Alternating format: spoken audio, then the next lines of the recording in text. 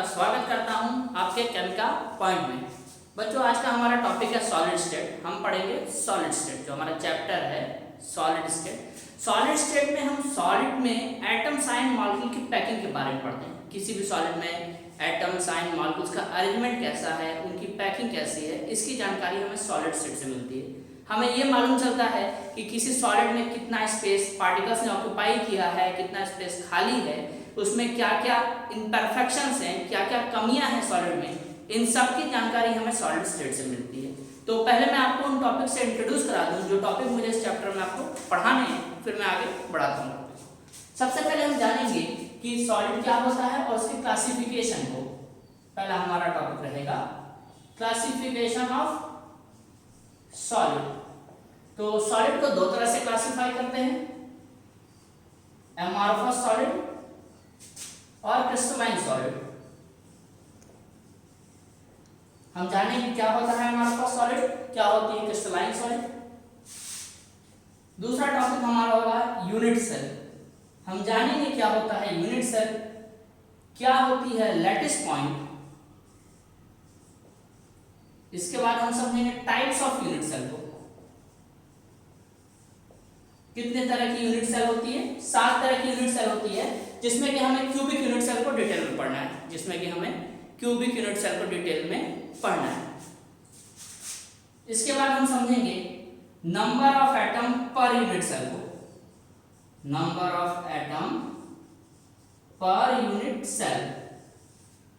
इसके बाद हम जानेंगे क्लोज पैक्ड स्ट्रक्चर्स को,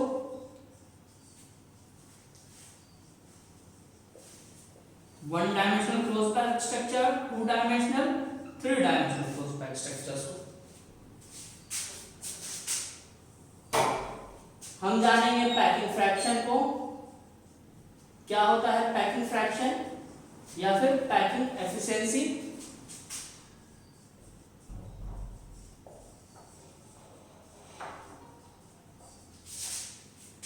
हम समझेंगे वॉइड्स को, क्या होते हैं वॉइड्स।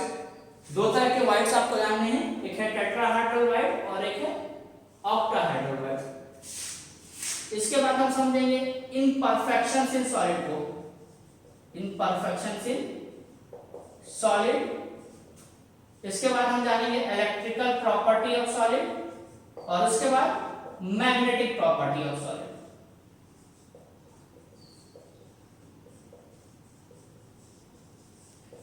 तो इतने टॉपिक्स को हमें कवर करना है सॉलिड स्टेट में। सॉलिड का क्लासिफिकेशन जानना है, हमें जानना है क्या होता है एमॉर्फस सॉलिड, क्या होती है क्रिस्टलाइन सॉलिड। इसके बाद हमें जानना है यूनिट सेल्स को, कितने तरह की यूनिट सेल होती हैं। 7 तरह की यूनिट सेल्स होती हैं और उनमें जो डिटेल स्टडी हम करेंगे वो है क्यूबिक यूनिट सेल की। इसके अलावा हम समझेंगे number of atom per unit cell कैसे निकाला जाता है, हम क्लोज पैक्ड स्ट्रक्चर्स को समझेंगे, हम पैकिंग फ्रैक्शन को समझेंगे, हम वॉइड्स को समझेंगे, हम जानेंगे किसी सॉलिड में इम्परफेक्शन क्यों आता है और सॉलिड की इलेक्ट्रिकल और मैग्नेटिक प्रॉपर्टी। तो इतने टॉपिक्स को हम इस चैप्टर में कवर करेंगे। तो चलिए स्टार्ट करते हैं, आगे बढ़ते हैं और देखते हैं क्लासिफिकेशन ऑफ सॉलिड। अगर मैं क्लासिफिकेशन ऑफ सॉलिड की बात करूं तो सॉलिड 2 तरह से क्लासिफाई किए जाते हैं, एक एमॉर्फस सॉलिड होता है और एक क्रिस्टलाइन सॉलिड होता है। तो अगर मैं दोनों के डिफरेंशिएशन को बताऊं आपको या दोनों के कैरेक्टर्स को बताऊं, तो इनके कैरेक्टर्स को मैं बेसिक कोशिश करूंगा कि मैं कैरेक्टर्स ना बता के डिफरेंशिएशन में ही इनके कैरेक्टर्स को समझा दे जाऊं। एमॉर्फस सॉलिड के क्या कैरेक्टर होते हैं और क्रिस्टलाइन सॉलिड के क्या कैरेक्टर होते हैं। तो एक साइड हम लिखेंगे क्रिस्टलाइन सॉलिड और एक साइड लिखेंगे एमॉर्फस सॉलिड। आप वीडियो को रोक के सारा मैटर नोट करते चलें।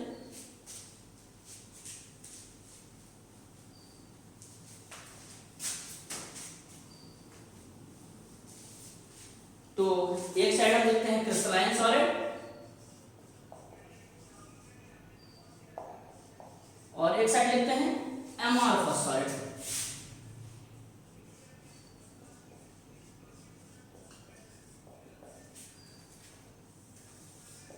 तो देखिए क्रिस्टलाइन सॉलिड क्या होता है। ऐसा कोई सॉलिड जिसमें जो एटम्स है, आयंस है, मॉलिक्यूल्स है, उनका अरेंजमेंट डेफिनेट और ऑर्डर वे में हो, उसे कहते हैं क्रिस्टलाइन सॉलिड। अगर कोई सॉलिड है और वो एटम्स का बना है या आयंस का बना है, मॉलिक्यूल्स का बना है, जिस भी चीज का बना है, उनका अगर अरेंजमेंट एक डेफिनेट और ऑर्डर्ड वे में है तो उसे कहेंगे क्रिस्टलाइन सॉलिड। अगर वही अरेंजमेंट डेफिनेट और ऑर्डर्ड वे में नहीं है तो उसे एमॉर्फस सॉलिड कहते हैं। तो क्रिस्टलाइन सॉलिड की डेफिनेशन ये हुई, crystalline solid are those solid in which atoms molecules are in definite और ऑर्डर अरेंजमेंट। एमॉर्फस सॉलिड की डेफिनेशन क्या हुई, solids which does not having definite or ordered arrangement। ये पहला कैरेक्टर हुआ, या बोले दोनों में पहला डिफरेंशिएशन हुआ। having crystalline solid having definite or order arrangement of molecule और एटम्स डज नॉट, इसमें क्या हो जाएगा एमॉर्फस सॉलिड में, डज नॉट हैविंग ऑर्डर और डेफिनेट अरेंजमेंट। दूसरा डिफरेंस ये आता है कि क्रिस्टलाइन सॉलिड में ऑर्डर और डेफिनेट अरेंजमेंट होने के कारण ये लॉन्ग रेंज स्ट्रक्चर्स होते हैं, जबकि एमॉर्फस सॉलिड में कोई डेफिनेट और ऑर्डर अरेंजमेंट नहीं होने के कारण ये शॉर्ट रेंज अरेंजमेंट है। तो ये क्या हो जाएगा, लॉन्ग रेंज अरेंजमेंट, और ये क्या हो जाएंगे, शॉर्ट रेंज अरेंजमेंट।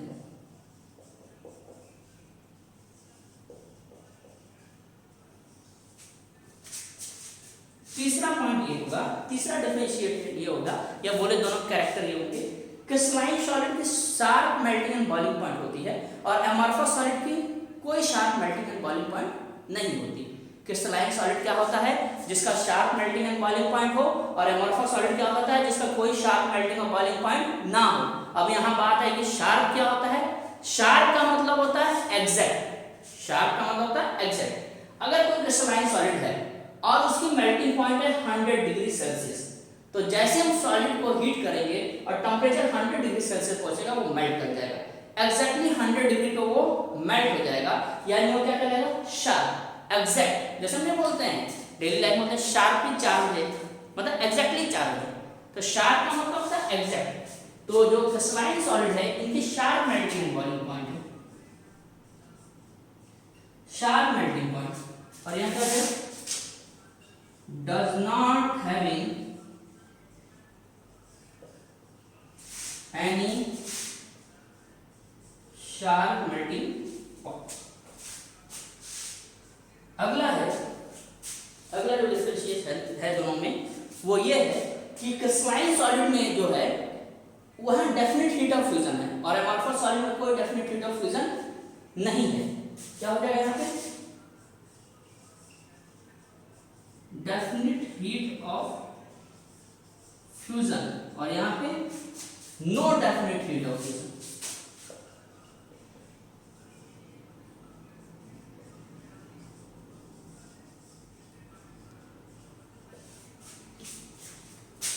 बात करें पांचवा डिफरेंस, तो जो क्रिस्टलाइन सॉलिड है उसको हम ट्रू सॉलिड कंसीडर करते हैं और एमॉर्फस सॉलिड को हम स्यूडो सॉलिड कंसीडर करते हैं या सुपर कूल्ड लिक्विड कहते हैं।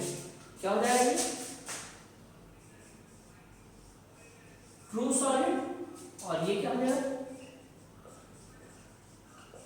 स्यूडो सॉलिड और सुपर कूल्ड लिक्विड।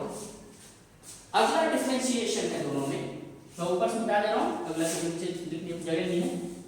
अगला डिफरेंशिएशन ये है क्रिस्टलाइन सॉलिड और एमॉर्फस सॉलिड में। क्रिस्टलाइन सॉलिड जो है वो एन आइसोट्रॉपिक है नेचर में, और ये क्या है, आइसोट्रॉपिक है नेचर में। अब बात है क्या होता है एन आइसोट्रॉपिक और क्या होता है आइसोट्रॉपिक। तो मैं आइसोट्रॉपिक से समझाता हूं और उसी से एनिसोट्रॉपिक को समझा देता हूं।